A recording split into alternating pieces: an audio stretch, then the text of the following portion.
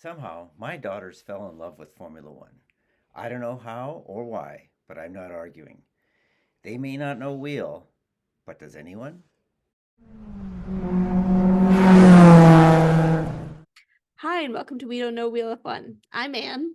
And I'm Grace. We're two sisters who fell in love with Formula One. And now we sit down and talk about it in front of microphones every week. But we don't play the Dutch anthem, so do not worry. Never.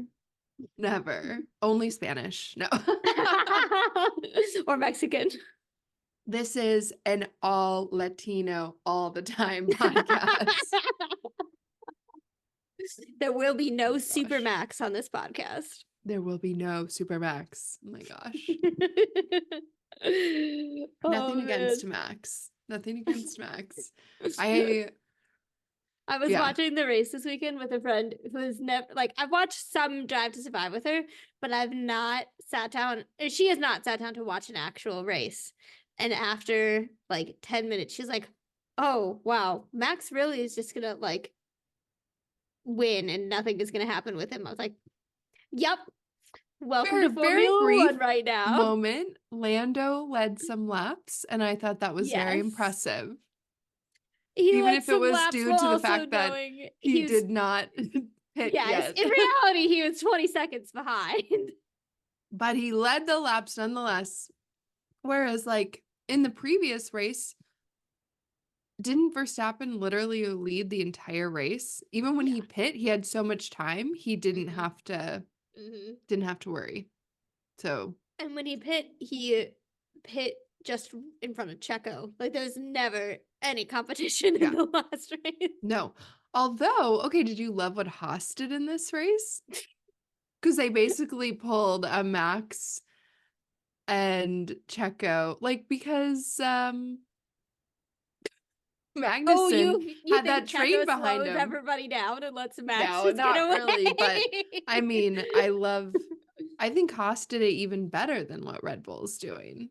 Oh, it was a masterclass from Haas. It was very good. I was just kind of chatting with my friend a lot of the race, and so I didn't fully realize what Haas was doing strategically. I just kept seeing the penalties for K Mag, and then when I was listening to more commentary and reading stuff online after the race, I was like, oh, they had a whole strategic Yeah. mastermind plan to get a point for Haas, which also means Yeah. that Haas is now 6th in the constructors. Yeah. No, I felt like also, I think on the broadcast I was watching, they showed that midfield race a lot. Mhm. I think they were showing Ollie and then the midfield race. And I loved that. I was like, yes, this is what we want to see. This is really enjoyable racing. I'm just gonna say I am ready to become an Ollie Bierman fan. He's I think the whole grid and all of F1 fans are ready to become an Ollie Bierman fan. I he's think just such a also that there's just not cute, enough gangly teenage kid. It's adorable. there's not enough new drivers. Yes, that too. Yeah.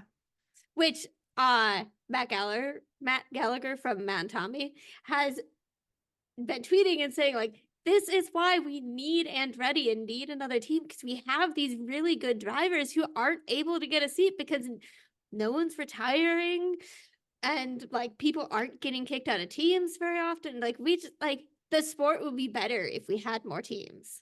Yeah. I mean, but it's the teams that exist that are keeping new teams from joining the grid. I know. Okay. I'm like, I think all the fans are like, yeah, we should have more teams. Absolutely. We want Ollie Bierman. We want Liam Lawson. Mm-hmm. I think also it's kind of, I don't know, I would be interested to hear your perspective, but I guess I feel like looking at it from a purely outsider perspective, I feel like in the past, some of the people who are on the grid still might have already lost their seats, but because Formula One has really become a personality thing as much as it is a racing thing, teams feel really motivated to keep drivers who they see as having like a big cult of personality following. Right, like Red Bull when they took Danny as their third driver and then put him in to AlphaTauri. Yeah. Instead of Liam It's a Lawson. win-win situation for them because they get all of Ricardo fans and the money they get from merch and other stuff like that with him, and they also get to test out another driver when Checo's really struggling to see if they have another potential option that they can put in that seat. Yeah. I feel like I've been seeing more people talking about like what is Red Bull doing with V-carb though, because it does feel very like I think we need a little more time to see what happens with Danny, but like I just don't see the world in which Yuki's getting promoted. Like he's been there long enough. And I don't Right. understand the path forward for him. So then what are we doing? Like we're holding these seats that are meant to be like growth seats. Right. But I mean, like, they did the same thing with Pierre Gasly I and mean, they Brendan called Hartley. Pierre back and then put him back down. They called him up to Right. Red Bull, then Yeah. sent him back. And then he went and found another team to race for. Only after like 3 more years where he was just still in that seat. Yes. I don't know. I 100% agree with your point that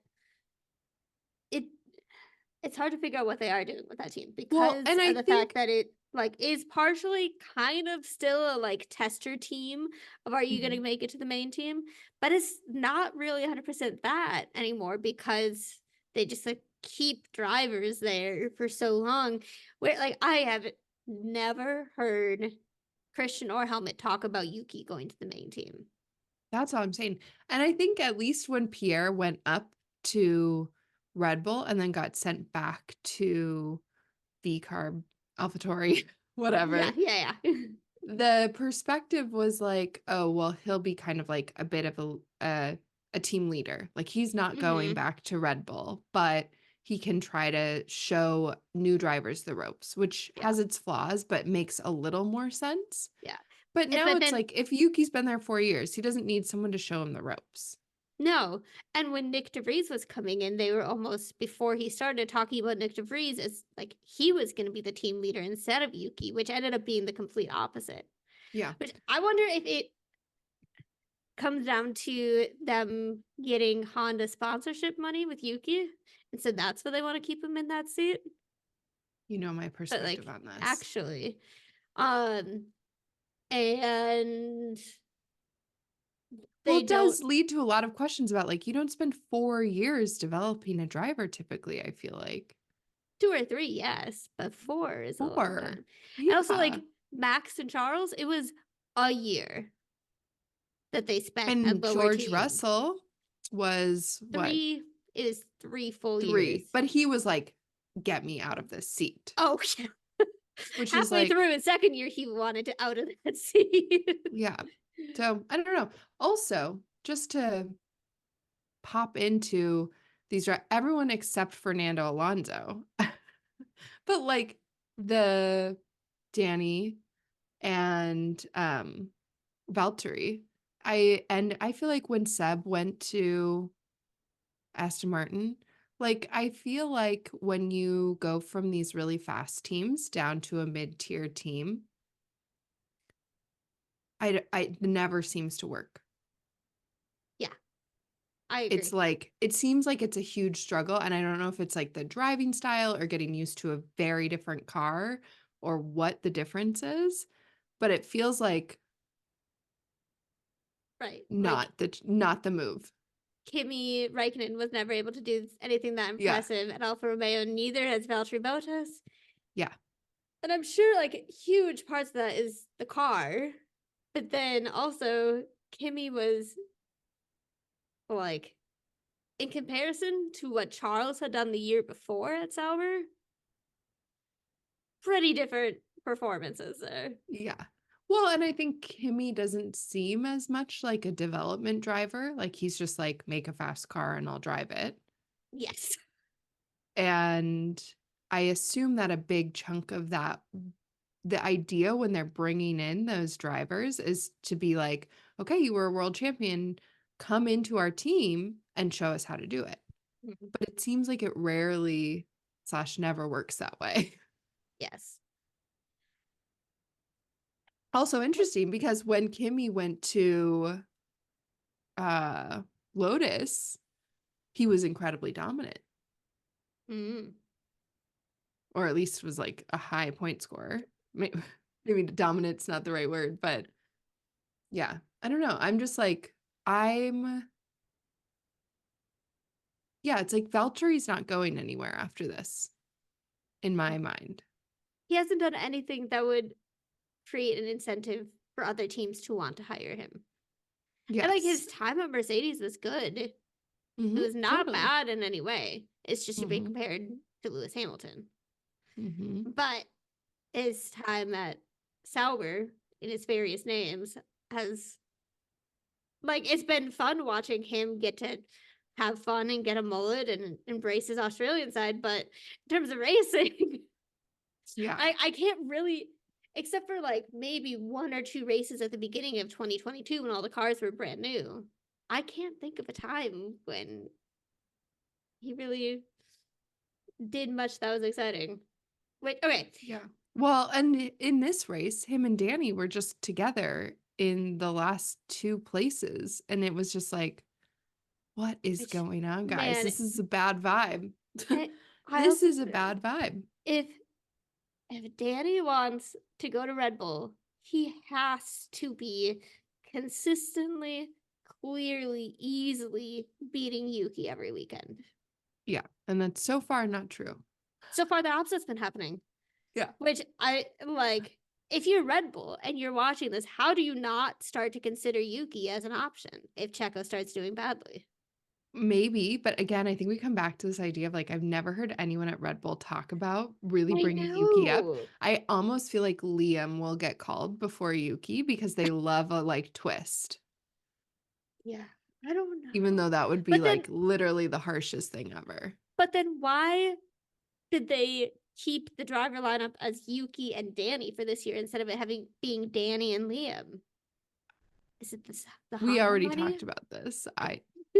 But also Okay, like, what will something change when Ford comes on board? if Ford comes on board, Yeah. And will also like, okay, did you see that thing I sent you, like the group chat about someone was saying like they've heard that the Ford Red Bull engine will be like quite bad in the 2026 year. And that's yeah, part of why yeah, yeah. Max is trying to get out of Red Bull, Mm-hmm. which is also like, I don't really know if that's, I don't I don't know know how much I at believe all, that but I'm yet. like, is that development really that far along that you would have an idea that that engine's not good enough? Yes. That is one big like hesitation I have to believe in that because it feels like it is so far along. And also, I would trust Red Bull more to make the changes that you need to improve their engine before it actually gets to 26 compared to Mercedes or Ferrari. I definitely would trust them over Ferrari, but I'm not sure about Mercedes. I mean, to be fair, Mercedes has a really good track record with creating an insane engine Yeah. when the like turbo hybrid era started. But I don't know. I don't know. I to be honest feel like I really don't understand everything that's going down at Red Bull right now. And it feels like there's No. a lot more that's happening behind the scenes. And I wonder if we're ever going to actually get a full picture on what is happening. Yeah. Yeah. It does Did feel you keep going? fairly clear there's some sort of power struggle that's happening right now that seems to be centered between Christian and Helmet. And it feels like Max I never knew that those two were like at odds. Christian and Helmet. Yeah, yeah. I feel like I've heard that some in the past. But also, who would have thought that it would be Christian who would be getting fired for harassment and not Helmet? And well, I also would not have expected Max to be on seemingly on Helmet Helmet's side, but side. that feels very like they're not from the UK. I don't know why that's what that seems like to me, but it does. Just gonna say it. Then why is Checo seemingly on Christian's side? I don't know. And Danny too. Yeah, Danny's really in it hot now. Danny does not surprise me because Christian is Danny's Yeah, biggest supporter. cheerleader and supporter. Mhm. And I think if Christian You think ends if not being on the team anymore, however that may happen, I think that's going to drastically change Danny's future prospects at Red Bull. I think you might be right. Well, I mean, it was pretty clear in Drive to Survive every single time they talked about Danny and him going to AlphaTauri or him potentially going to Red Bull. It was Christian Horner. It was not Franz Tost or anybody at AlphaTauri that was talking to Netflix. It was Christian Horner. He was the one who wants Danny. I mean, Danny did drive him to his wedding. Yeah. Who knows? I don't want to know. I don't want to know. He should be held accountable for the things that he's saying, like implying that this is noise. I mean, he's already, and I understand the choice to say, like, I think we've talked about this before, like someone was asking Valtteri about some of Lewis's stuff. But what Valtteri said was basically like, I fully support Lewis and I think he should have a voice to speak about political issues. I'm not well informed and I'm not ready to speak on those things, but I want Lewis to be able to. I think that's very different than when there is a like political human issue, just being like, I don't know, I'm just a baby.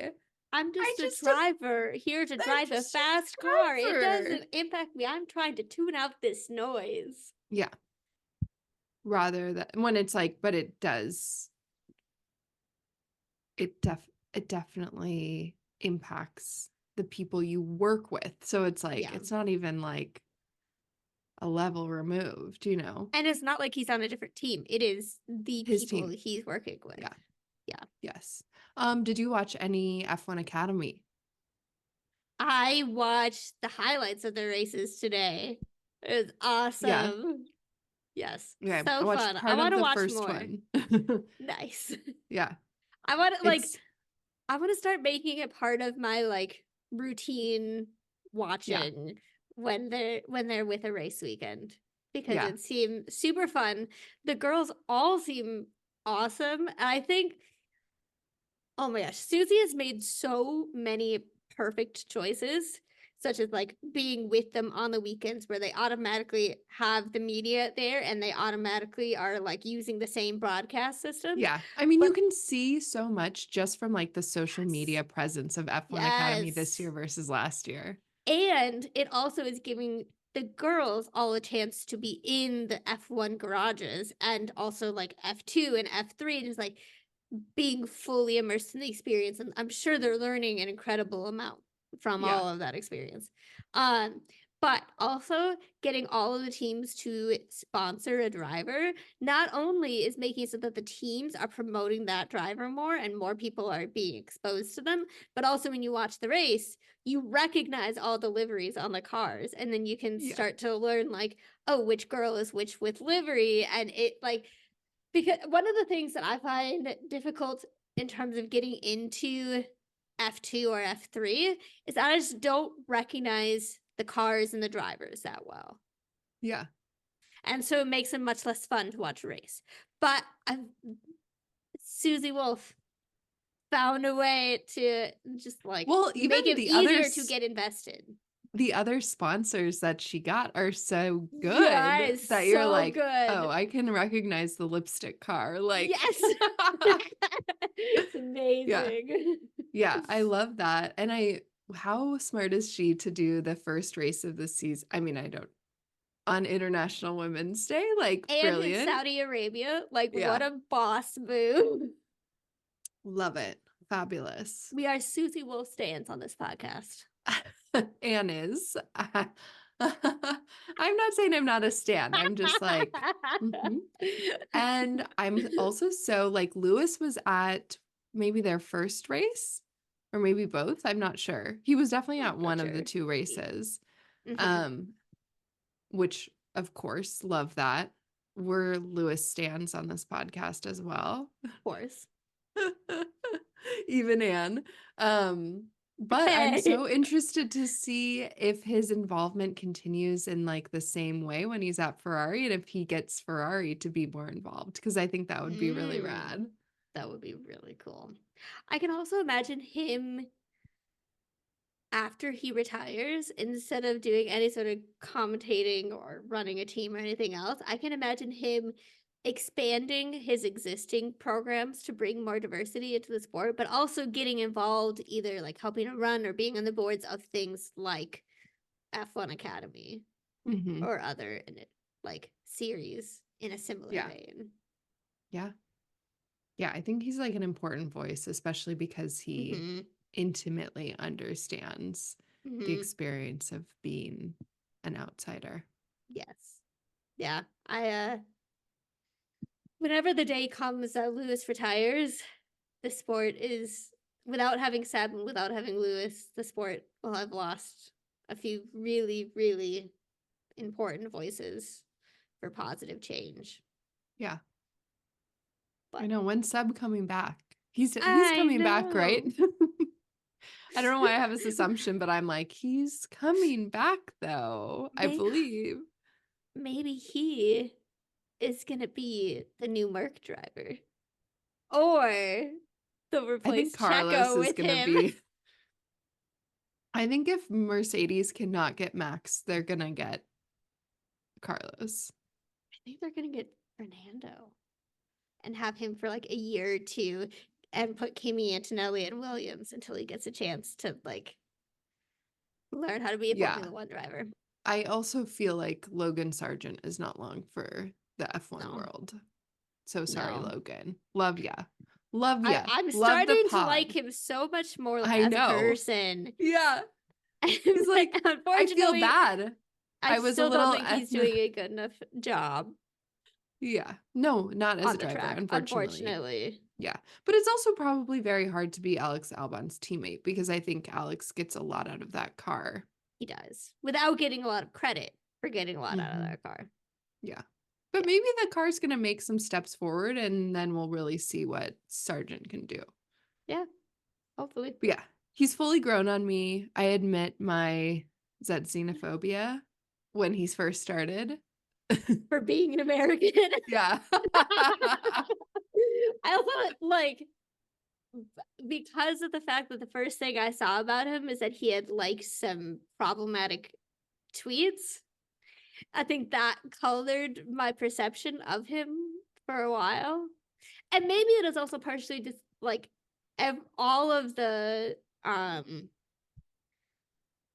marketing stuff I see with him is him with Alex, and I like Alex so much that it makes me Yeah. like him more. Yeah. I think that's a big part of it. But yeah, did you watch the second podcast episode? I haven't watched it yet, but I loved the first one. I felt like they had a very sweet dynamic. Mm-hmm.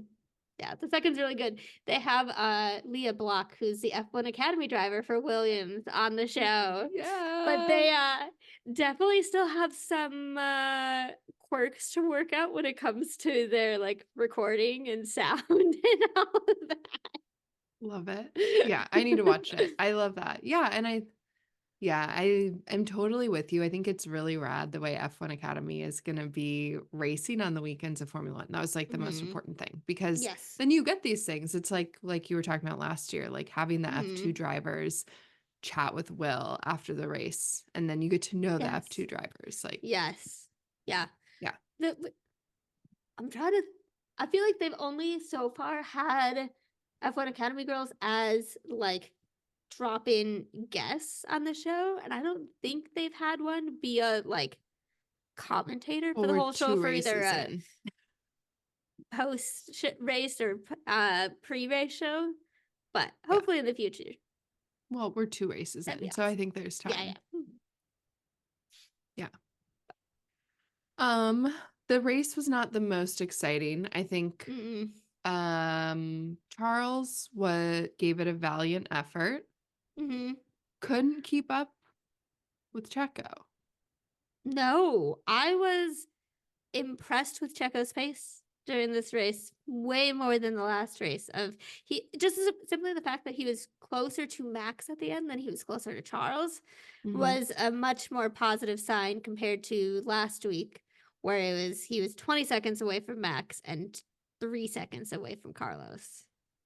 Yeah. Which, and I don't think that that says anything about the like comparative pace between Carlos and Charles. I think is Checo found something. Oh, I guess we haven't talked about why Carlos was not in this race. We just Yeah. assume everybody knows, which maybe everyone does know. Maybe Appendicitis hits again. Okay, I told my How friend Keith wild is this today. this? I was like, my favorite driver got appendicitis. And he was like, are they at a higher risk for getting appendicitis? And I was like, I feel like they have to be because why are so many of them getting it? I saw a tweet from somebody who put a picture of Carlos like eating the egg white at in the middle of his pancake video, and Yeah. it had like a WebMD thing saying No. that like salmonella makes it more likely you're gonna get appendicitis. That would have been so late though. Like the salmonella would have happened a long time prior.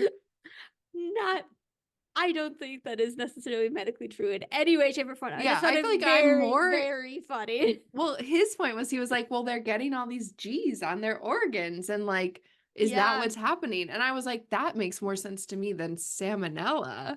Yes. Well, and also Carlos's dad had it as a young adult as well. Another Driver. driver. Yeah. And Alex Albon. And now it makes me want to be like, let's go look at how many of them have had appendicitis. Do a statistical survey for us, Grace. Yeah. No. But it is an interesting yeah. It also made me kind of wonder because I know that they're much better at catching appendicitis earlier, and sometimes they can treat it with just antibiotics without taking out your appendix. Do you wonder if maybe they're trying to treat it? No, because he had surgery. They said he was out Yeah. of surgery. And I So suppose if they knew it was appendicitis, even if they're trying to treat it without surgery, they wouldn't send him in to drive. probably not. I was like, I want to be on his medical team, and no, because it's just interesting to me because I wonder if they're like, if we take it out now, he for sure gets better.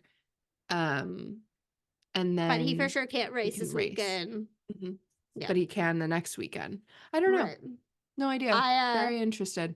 And I it seemed did like he looked really sick on. Did he get it out on Friday? He looked really He sick got on it on- Thursday. Yep. And also the videos of him walking around the paddock on Saturday. It was so sweet to see him come and like be supportive of his team and Ollie. But he like just the way he walked, you could like feel his pain and how ginger he was being with everything in his abdomen. I feel so bad for the poor guy. I know. I loved the comments. I sent it to like a friend of mine who's also a nurse, and she was like, I can't believe he's there the next day. And I was like, okay, I had a professor in nursing school who was constantly like, boom, boom. And this meant get him up, get him moving. And they had him up and moving. And it's like the best thing you can do for recovery after surgery. Ironically, I saw someone online saying that he went against medical advice when he went to the paddock. Which I like. How There would they was know? no sourcing backing that up. Yeah, he did still have his medical bands on, but Mhm. that doesn't necessarily mean you left No. against medical advice. No. No, But man, that was. poor guy. But The yeah, what a picture, wild ride. the way that he recreated that picture with his dad was I love so that. sweet. That And was did you cute. go? Did you look at Checo's comment? Yes, you were saying to go look at it. A classic. I also loved that he posted a picture with like his care team at the hospital. And thanks, I Yeah. was like, I need to get a job in Saudi Arabia hospital. You get a job near Maranello. Can you imagine? I couldn't. I don't speak Italian. I don't even know how That's the what your nursing Duolingo is for, Grace. LOL. No, I've been working on Arabic, so I think I'm more likely to get a job in Saudi That's Arabia. fair point. Yeah. I forget your Duolingo. Yeah. I've got a 460-day streak going. Sorry, but I meant to say that I forgot that you are bilingual already. Oh. From living in I'm Morocco. Duolingo. I'm sorry. Oh, lol. Yeah, but I'm glad Carlos is okay. I hope Yeah. this is not. I'm glad it was a little smoother than Alex's experience. Yeah. What happened with Alex? Tell us It that was a story, bad reaction to the anesthesia. Oh yeah. Mm-hmm. Scary. Yeah. Yep. Yeah. Glad Carlos is okay. Yeah. Up and moving. Up next is Australia, right? Yes, Also, it luckily, is. 2 weeks before the next race, so I think that Carlos has time to get back in that car. Oh, very much. Yeah, I'm not worried about him not having enough time to recover. I'm constantly worried about him. No. I think that my friends have been dreaming about Carlos more than I have been. There was a time period where I was like consistently having dreams about Carlos Sainz. And I haven't recently. I don't know. I'm just not dreaming, I think. Or I'm Yeah. not remembering them. But I will get a text like once every week or two from a friend being like, I had a Really? dream. Yes. You must talk about him too much, Grace, because he's getting in I all do your friends' heads. Have you seen the TikTok? It's like an Instagram reel of this girl, and she's like made herself be, it's like Carlos Sainz's girlfriend, and she's like pretending like she's it's so good. What? Yeah, I was like, she gets it. She gets it. She understands. Oh, yes, you did something. Yeah. I think Sarah sent it. I was like, yeah, I've seen this and I love it. Mm-hmm. Yeah, Australia in a couple weeks. Hopefully we have a better race. Which, I mean, last year Australia was the first That was a great race. wild race of the year. Yeah, I'll take another So. one of those. Mm-hmm. Alpine. That's my last comment. Alpine. Woofda. And that's all that has to be said. Yeah, I think that really, really covers it. Sums it right up. Even Deadpool cannot save Alpine. No, not yet. Honestly, Alpine should be sponsored by Marvel, I think. Imagine the livery. And then Este could have a Spider-Man car. Oh, he would be so excited. Which Yeah. also, how does Alpine have so many actually really good sponsors when they're And the ugliest car? so... No. Two different perspectives and the ugliest car, and they're doing very badly. I don't know. Like, but I feel for those French boys. Not too much. I mean, there's other people I feel a lot more for, but you know, that sucks. I mean, there's worse things in the world than being a Formula One driver at a bad team. Yeah, I think it's like it's the worst for the 20 people who probably have some of the best lives. No. I don't know. I feel like if you were Esteban, why would you have not tried to get out before now when things are such a mess? He's I feel that Esteban is a less fast version of Fernando Alonso, and so he's probably creating the mess.